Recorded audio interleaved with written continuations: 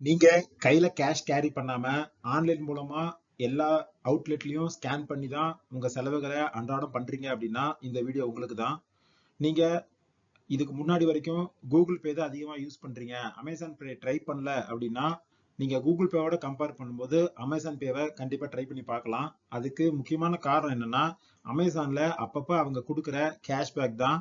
நீங்க ஸ்டார்டிங்ல இந்த அமேசான் பேல ட்ரை பண்றீங்க அப்படின்னா உங்களுக்கு மணி ஆட் பண்றதுல இருந்து ஒவ்வொரு ஸ்கேனுக்கும் ஒரு ₹2 இல்ல ₹5 அந்த மாதிரி உங்களுக்கு கேஷ்பேக்ஸ் கிடைக்கும். அது இல்லாம ஒரு சில கூப்பன்ஸும் கிடைக்கும். கூகுள் பேல அந்த கூப்பன்ஸ் வந்து ரொம்ப அவேவா இருக்கும், நம்ம பெருசா யூஸ் பண்ணவே முடியாது. பட் அமேசான் பேல ஒரு சில கூப்பன்ஸ் வந்து நம்ம யூஸ் பண்ணலாம். பட் இதுல பெரிய டிஃபரன்ஸ் என்னன்னா, அமேசான் பேல இந்த கேஷ்பேக் வந்து கண்டினியூஸா மந்த் ஆன் மந்த் வந்து நமக்கு வந்துட்டே இருக்கும். எந்த பர்டிகுலர் பாயிண்ட்டையும் கூகுள் பே மாதிரி அது வந்து ஸ்டாப் ஆகல. ஒரு எக்ஸாம்பிளுக்கு நான் வந்து என்னோட லாஸ்ட் 3 மந்த்ஸா நான் அமேசான் பே யூஸ் பண்ணியிருக்கேன். அதுல நான் பண்ண ஸ்கேன் அண்ட் பேமெண்ட்ல எனக்கு ₹300 கிட்ட எனக்கு கேஷ்பேக் கிடைச்சிருக்கு.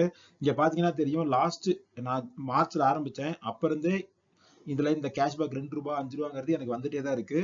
இதுல லாஸ்ட் 1 வீக்ல எனக்கு வந்ததையும் நான் இந்த சைட்ல கொடுத்துருக்கேன். ஸோ அதனால அமேசான் பே இது வரைக்கும் நீங்க ட்ரை பண்ணி பார்க்கல அப்படின்னா நீங்க ஸ்கேன் பண்ணி பே பண்ணும்போது அமேசான் பேவை ட்ரை பண்ணி பாருங்க.